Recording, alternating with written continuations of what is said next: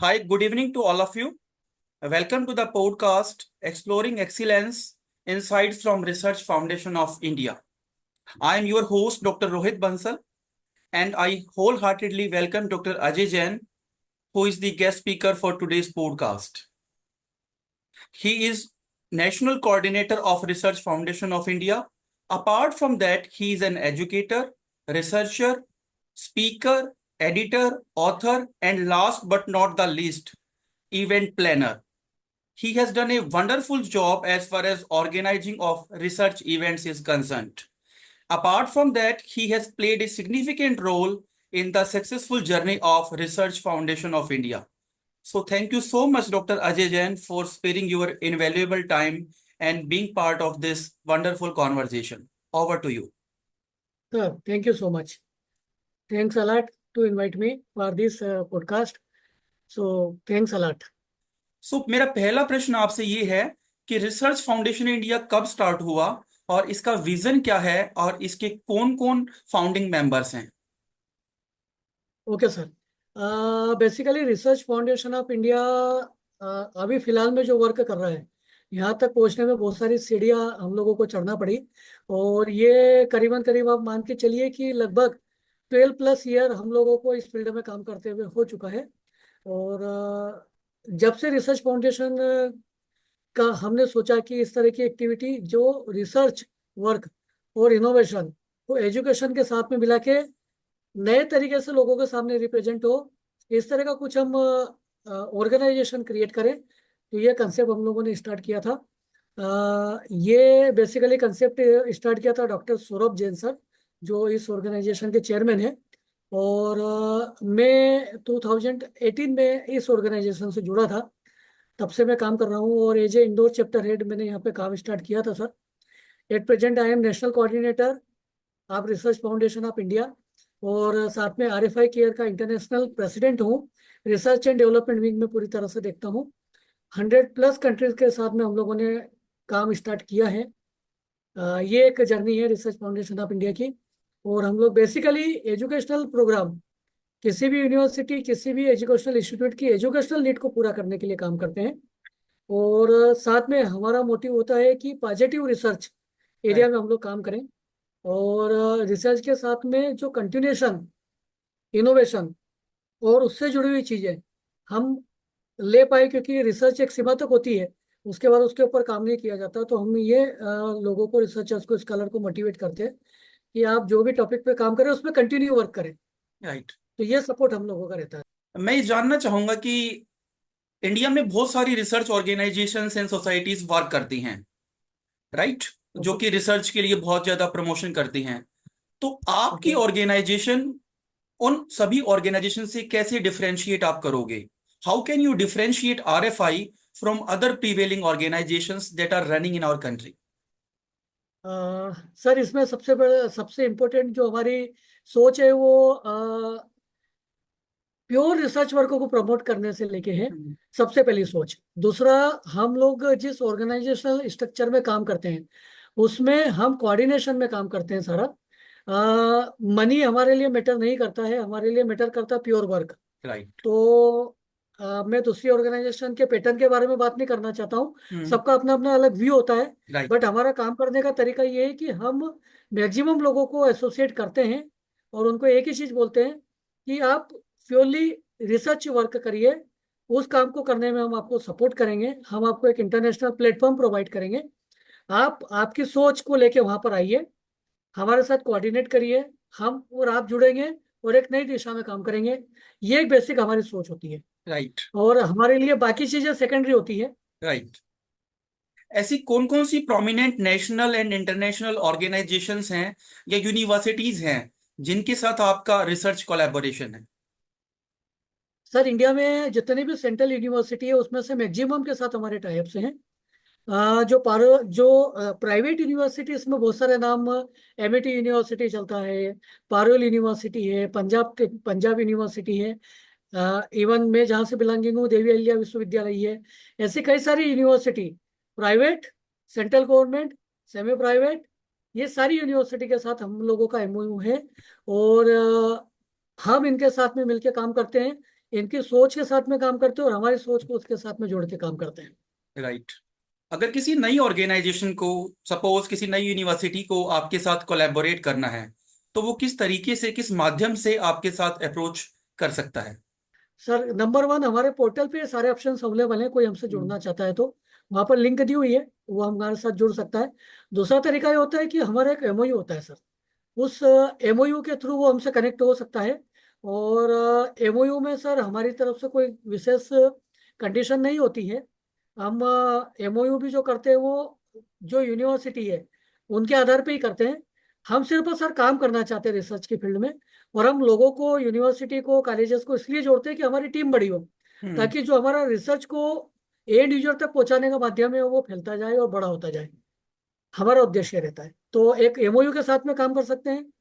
दूसरा, हमारी team all over the world काम कर रही है सर, और उनके ऑफिसर के नंबर्स अवेलेबल हैं, उनके साथ कम्युनिकेशन करके आगे किस तरीके से काम करना है ये प्लान किया जा सकता है।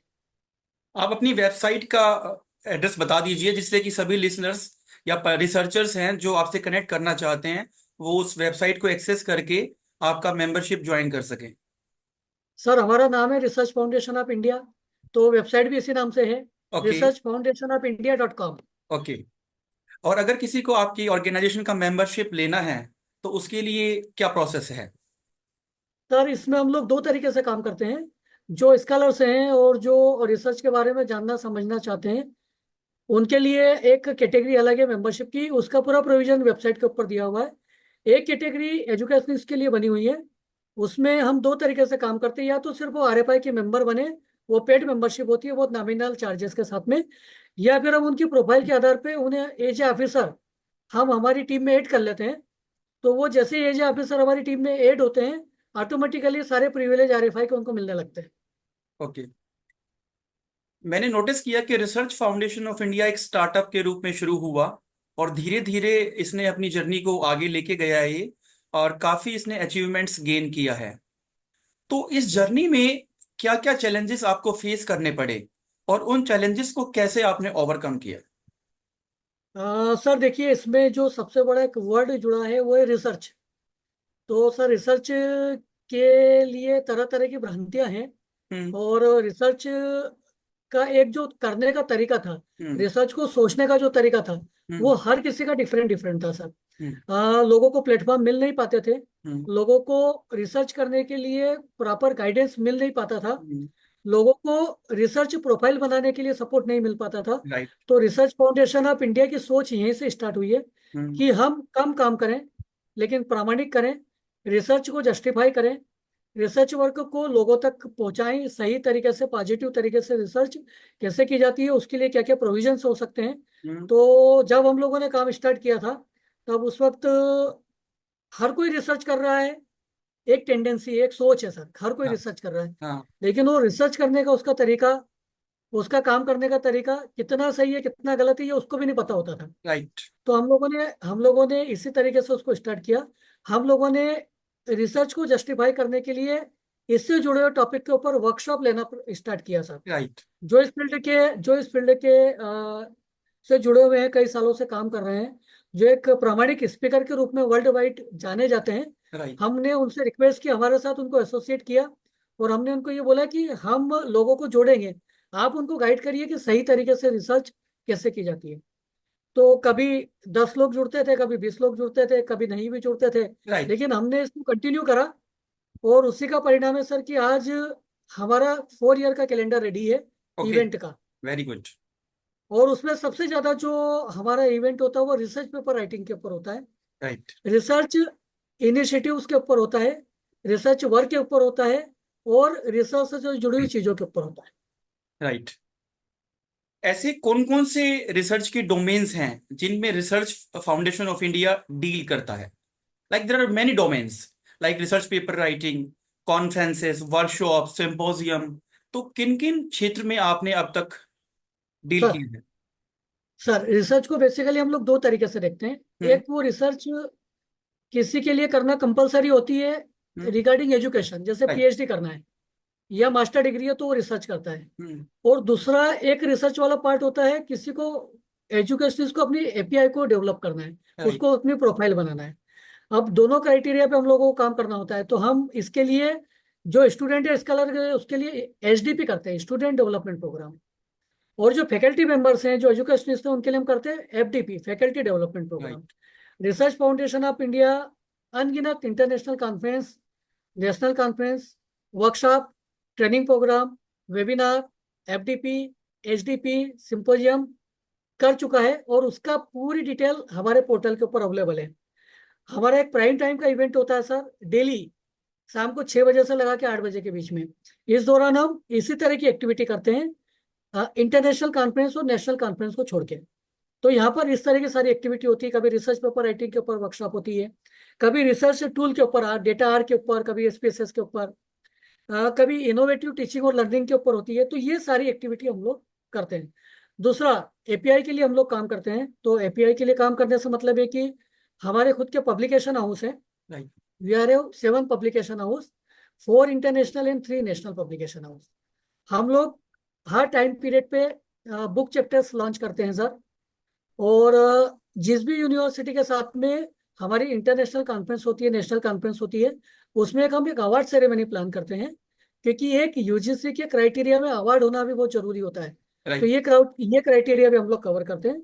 तो जितने भी क्राइटेरिया एपीआई के लिए जरूरी होते हैं, रिसर्च के लिए जरूरी होते हैं, हम उनके लिए प्रोविजंस करते हैं किसी भी यूनिवर्सिटी, कॉलेज, इंस्टीट्यूट के साथ में मिलकर। और ये कंटिन्यूटी में हम लोग करते हैं।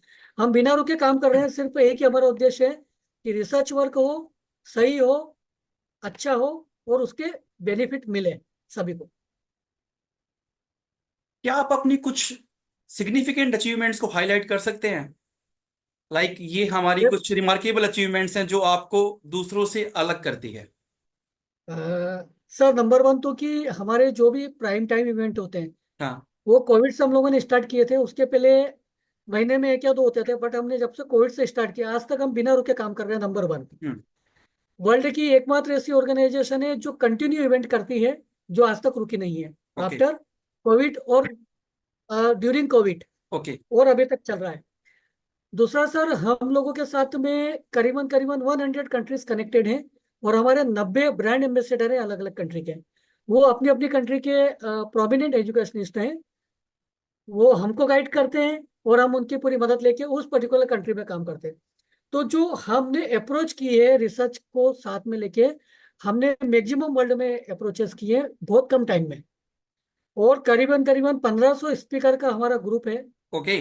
जो अलग अलग विषय में हर वक्त अपने एक्सपर्ट टॉक देने के लिए रेडी रहते हैं। ओके। तो हमारी अप्रोच लोकल, नेशनल, इंटरनेशनल और अब ग्लोबल हमारी अप्रोच है। ये हमने बहुत कम समय में किया है, और हम कंटिन्यू रिसर्च के लिए काम करते हैं बिना रुके। अभी मैंने एक और चीज देखी कि research foundation of India publication division में भी आ गया है, जैसा कि अभी आपने बताया। तो बुक पब्लिशिंग और एडिटिंग में आपने आने के लिए कैसे सोचा और इसको आप आगे कैसे लेके जाएंगे? What is your long term goal as far as book publishing is concerned? Yes yes yes sir, basically हम लोग इस फील्ड में काम नहीं कर रहे थे, बट चूंकि हमारे इवेंट इतने ज्यादा होते थे, और उस हम्म। इवेंट में हर कैटेगरी के पार्टिसिपेंट्स जुड़ते थे, वो एजुकेशनिस्ट भी थे, स्टूडेंट भी थे। तो सर, ये डिमांड वहां से आना चालू हुई कि जब रिसर्च फाउंडेशन ऑफ इंडिया इस लेवल पे काम करता है, तो वो हमको ये फैसिलिटी भी अवेलेबल करवाए। तो हम लोगों ने ये चीज़ सोची कि ठीक है, ये भी एजुकेशन के लिए बहुत जरूरी है। तो हमने reference book, book chapter, educational books, ये हम लोगों ने इसकी प्लानिंग स्टार्ट की। फिर हमारे पब्लिकेशन हाउस स्टार्ट हुए सर। इसके बाद से आगे की हमारी ये प्लानिंग है सर फ्यूचर की, कि अ, हम लोग जो क्राइटेरिया यूजीसी ने बनाए हैं, 6 क्राइटेरिया एपीआई को जनरेट करने के लिए, तो वो सारे क्राइटेरिया पे हम इक्वली अभी फिलहाल में एट प्रेजेंट वर्क कर रहे हैं। तो हम उसी तरीके से काम करते जा रहे हैं, और हम स्पेसिफिक डिवीजन बना के डिपार्टमेंट वाइज इस काम को हम लोग अब करते जा रहे हैं। तो ये फायदा हो रहा है कि लोगों को बहुत इजीली पब्लिकेशन वाला ऑप्शन मिल पा रहा है, उनकी एपीआई तेजी से उस कारण बढ़ रही है, और उन लोगों को सारी फैसिलिटी इससे जुड़ी हुई जो होती है, रिसर्च फाउंडेशन ऑफ इंडिया एक स्टैंडर्ड लेवल पर उनको प्रोवाइड करवा रहा है। ओके। क्योंकि बहुत सारे रिसर्चर्स और टीचर्स मेरे यूट्यूब चैनल से कनेक्टेड हैं और मेरे सोशल मीडिया प्लेटफॉर्म के माध्यम से भी मुझसे जुड़े हुए हैं। तो जैसे ही वो आपकी ऑर्गेनाइजेशन के बारे में सुनेंगे तो वो आपसे जुड़ना चाहेंगे और उनके माइंड में क्वेश्चन अराइज होगा कि आप क्या एलिजिबिलिटी देखते हैं किसी को अपनी बुक में एडिटर या ऑथर बनाने के लिए?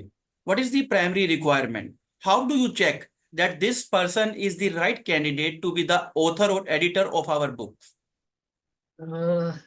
सर बेसिकली होता क्या है कि दो चीजें हम लोग इसमें फैक्टर्स करते हैं। हम्म। पहला ये होता है कि सर किसी न किसी को तो पहली बार स्टार्ट करना ही होता है, right. Number one. Right. Number two, वो व्यक्ति जो ऑलरेडी वर्क कर रहा है वो। तो अब हम दोनों क्राइटेरिया पे काम करते हैं सर। पहले क्राइटेरिया की यदि मैं बात करता हूँ तो सर हम ये देखते हैं कि वो एक तो एजुकेशनिस्ट हो, number one. Hmm.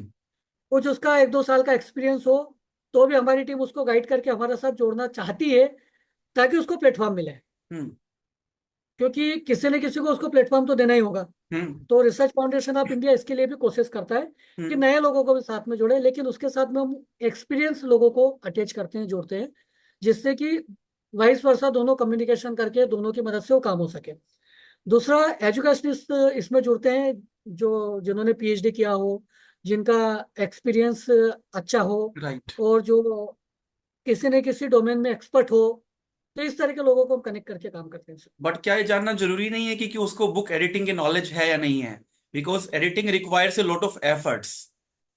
Yes yes are you getting definitely my sir, point? उसके लिए, यस उसके लिए हमारी टीम काम करती है सर। ओके। ओके। हाँ हाँ, यस हमारी एक टीम अलग से बनी हुई है जो उनको पूरा गाइडेंस करती है उस चीज़ के लिए। हमारे कुछ स्टैंडर्ड है उस चीज़ के लिए, वो उनके साथ में शेयर किए जाते हैं, एंड देन उनके साथ में कोलाब्रेशन करके काम किया जाता राइट। एक चीज और मैंने नोटिस है। किया, जैसे आपके मैंने बुक्स के पोस्टर्स, फ्लायर्स देखे, तो एक ही ऑथर काफी बुक्स में ओवरलैपिंग हो रहा था, जो कि नहीं होना चाहिए in order to create good brand image of your publication house. Right, you should give opportunity to different researchers from different domains, like you can also include some experts from international arena. Yes yes yes This is my suggestion to you, which you can incorporate in the time to come. Sir, actual में आपने जो चीज देखी थी, आपको जो हाँ। पता चली है, वो कंसेप्ट ऐसा था सर कि हमारे कुछ ऑफिसर्स हैं, आरएफआई में ऑफिसर्स का काम होता है, चैप्टर हेड बनते हैं, प्रेसिडेंट बनते हैं, राइट। राइट। अलग अलग लेवल पे काम चलता है, राइट। सिटी लेवल से लगा के फिर अलग अलग लेवल पे। तो राइट। आरएफआई ने उनको एक तरीके से आरएफआई ने अपनी तरफ से उनको एक फैसिलिटी प्रोवाइड की इंसेंटिव थी दी। कि राइट। एक वो स्पेसिफिक टाइम में ये काम करे। तो उन्होंने खुद ये रिस्पॉन्सिबिलिटी ली थी कि हम इतने कम समय में चीजें करेंगे, तो वो एक वो प्रोविजन था। बाकी जनरली हमारा जो कंसेप्ट है बुक से रिगार्डिंग, बुक चैप्टर के रिगार्डिंग, उसमें यही है कि हम इंटरनेशनल ऑथर को कनेक्ट करें साथ में, तो एक इंटरनेशनल एक्सपोजर भी हमको मिले। दूसरा, हम ऐसे लोगों को कनेक्ट करें कि जो बहुत लंबे समय से इस फील्ड में काम कर रहे हैं वो, और उसमें कोई ऐसा व्यक्ति रहे कि जो न्यू हो। तो हम्म। ये कि जो कोलाबोरेशन और कॉम्बिनेशन हम लोग करना चाह रहे हैं, तो ये आने वाले समय में ये सारी चीजें सर आपको रिफ्लेक्ट होंगी राइट। बहुत जल्दी। Yes, very yes good. Yes I'm connected with many international organizations and I do play a significant role as a resource speaker. What I have come to know, people in India and many teachers across the country are not aware about the art of research paper writing, right? And many yes scholars across the country are not aware even how to cite the references and how to write the references and bibliography. सो सबसे पहला main जो focus होना चाहिए वो research paper writing पे होना चाहिए। तो उस चीज यस के लिए आप क्या करते हैं? सर, जैसा कि मैंने अभी आपको बताया था कि हम लोग कंटिन्यू इसके लिए इवेंट करते हैं, हम्म। FDP, HDP, right. और ट्रेनिंग प्रोग्राम करते हैं सर। तो राइट। उसमें जो एक्सपर्ट होते हैं, हम्म। वो एक्सपर्ट या तो पीएचडी गाइड होते हैं, ओके। या फिर इस फील्ड में उन्होंने काफी काम किया होता है, तो उनका एक्सपीरियंस हम लोग यहाँ पे ओपन फॉर ऑल लेके चलते हैं सर। तो ओके। ये इवेंट हमारे महीने में, आप मान के चलिएगा सर कि यदि दूसरे टॉपिक के ऊपर इवेंट महीने में एक बार होता है, तो इस पर्टिकुलर रिसर्च पेपर राइटिंग के ऊपर महीने में 5 बार होता है। Very good. तो ये हम कंटिन्यू कर रहे हैं सर। मुझे ऐसा लगता है कि अभी तक हम लोग कम से कम 500 एफडीपी या training programme research paper writing के ऊपर ही कर चुके हैं, एक्सीलेंट। जो 5 डेज और 7 डेज के होते हैं। Excellent. Government of India research and innovation पे बहुत फोकस कर रहा है, ठीक है? यस और इसके लिए बहुत सारी स्कीम्स, ग्रांट्स गवर्नमेंट ऑफर कर रहा है थ्रू डिफरेंट मीडियाज। और इसके लिए यूजीसी भी, AICT and other organising bodies बहुत कंट्रीब्यूट कर रही है, ठीक है ना? यस तो आपका क्या कंट्रीब्यूशन है उस विजन को लेके कि आप कैसे रिसर्च एंड इनोवेशन में कंट्रीब्यूट करते हैं? Sir, research foundation of India independently work कर रहा है सारी चीजों राइट। के लिए। राइट। और दूसरा कि यदि किसी को मदद की जरूरत है तो एक आरएफआई केयर ओके। हमारी एक सिस्टम कंसर्न बोल सकते हैं वो हम्म। है, हम्म। जहां पर जाके एलिजिबल कैंडिडेट को ग्रांट से लगा के गाइडेंस से लगा के वेरी गुड। सारी उसकी रिक्वायरमेंट को फुलफिल किया जाता है। हम्म। कोशिश हमारी ये रहती है कि रिसर्च फाउंडेशन ऑफ इंडिया उसके लिए काम करें, फिर हम उस चीज को गवर्नमेंट तक भी हमारे लेवल पे ले जाते हैं, हम्म। और गवर्नमेंट के प्रोजेक्ट से रिलेटेड टास्क भी हम लोग करते हैं। तो एक अलग ही डिवीजन हमारा बना हुआ है जहां पर जाके गवर्नमेंट फंडेड और गवर्नमेंट से जुड़े हुए चीजें और ग्रांट वाले पार्ट हम्म। इटसेल्फ आरएफआई और with the help of government or other bodies other NGO हम लोग उसके लिए एफर्ट्स करते हैं सर। ओके। क्या कभी आरएफआई ने गवर्नमेंट फंडिंग के लिए अप्लाई किया? नहीं सर, अभी तक नहीं किया। और हमें ऐसा लगता है कि आपको करना हम चाहिए, लोग आई थिंक सो। हम लोग हाँ, वो करना चाहिए सर, बट हम लोग बहुत इजीली काम कर पा रहे हैं। हम्म। और जब भी हमको ऐसा लगेगा फ्यूचर में कि उस चीज़ को करना हम्म। है तो बिल्कुल जरूर सर, एक प्रोविजन है हमारा वो, हम्म। और नियर फ्यूचर में जरूर हम करना चाहेंगे पब्लिक की हेल्प के लिए। जो यंग रिसर्चर्स हैं जिन्होंने अभी अभी अपना करियर स्टार्ट किया है या पीएचडी में एनरोलमेंट किया है, तो उनको आप कैसे प्रमोट करेंगे? Suppose if someone is not able to afford the registration fee for the conference or FDP, so yes how can you promote them? Sir, research foundation of India अलग अलग लेवल पे अलग अलग काम करता है। हम्म। जैसे कि प्योर स्टूडेंट और उनसे जुड़ी हुई प्रॉब्लम के लिए करना है तो उसकी स्टूडेंट विंग अलग से बनी हुई है। हम्म। एक विंग बनी हुई है research and innovation wing, hmm. International level पे काम करती है ओके। सर। अब रिसर्च और इनोवेशन विंग का काम यही है सर कि एक हम्म। तो जो न्यू स्कॉलर्स हैं, हम्म। न्यू रिसर्चर्स हैं, हम्म। उन लोगों को प्रमोट और सपोर्ट करना है। ओके। सर एक एग्जांपल आपको देता हूँ कि बहुत हम्म। सारे बच्चे मॉडल बनाते हैं। ओके। अब मॉडल बनाने के बाद में एक बार उसको बना देते हैं हम्म। और उनका मॉडल एप्लीकेबल होता है कि लोग उसको यूटिलाइज कर पाए और बहुत हेल्पफुल है, लेकिन एक लेवल पे आके उसको आगे प्रमोट नहीं कर पाते। तो रिसर्च इनोवेशन विंग में हम ऐसी बहुत बड़ी जो ऑर्गेनाइजेशन होती है जो इस फील्ड में सपोर्ट करती है, जैसे आदित्य बिरला ग्रुप हुआ, राइट। ऐसे कई सारे ग्रुप को हम उनके साथ में जुड़े हुए हैं। हम्म। तो यहाँ पर उनको ऐसे इनोवेशन जो लोग करते हैं उनको यहाँ पर पूरा पूरा सपोर्ट मिलता है, हम्म। रिसर्च के लिए भी मिलता है और इनोवेशन के लिए भी मिलता है। हम्म। तो हमारी रिसर्च इनोवेशन विंग जो है, ऐसे लोग जो एफर्ट नहीं कर पाते हैं और जो बहुत अच्छे लेवल पे काम कर रहे हैं लेकिन उनको सपोर्ट नहीं मिल पा रहा है आगे का, तो उन सब के लिए हमारी ये विंग काम करती है। राइट। तो हमारी वेबसाइट पे उसकी डिटेल पूरी दी हुई है, वहां पर जाके वो कनेक्ट हो सकते हैं और अपने थॉट अपनी प्रॉब्लम्स वहां पर शेयर कर सकते हैं। राइट।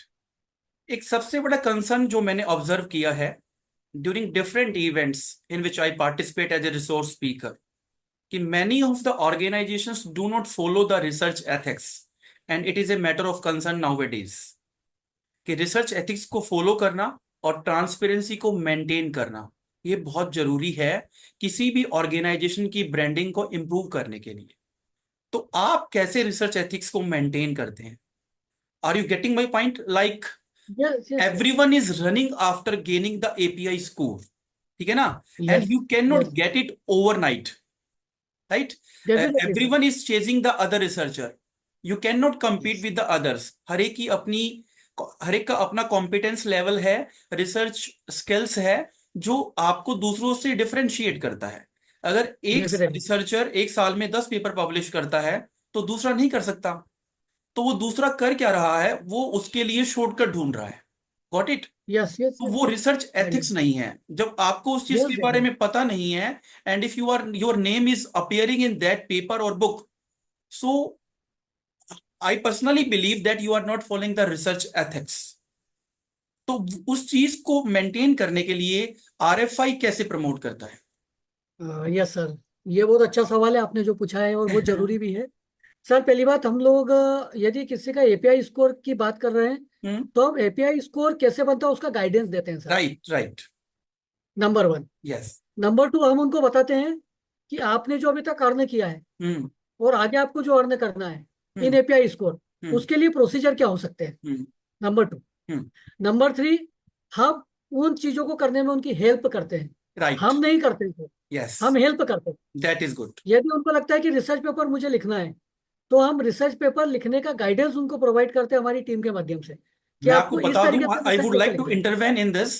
जो रिसर्च पेपर राइट करके लिखते हैं उनको घोस्ट राइटर्स बोलते हैं। यस घोस्ट राइटर्स, ठीक है?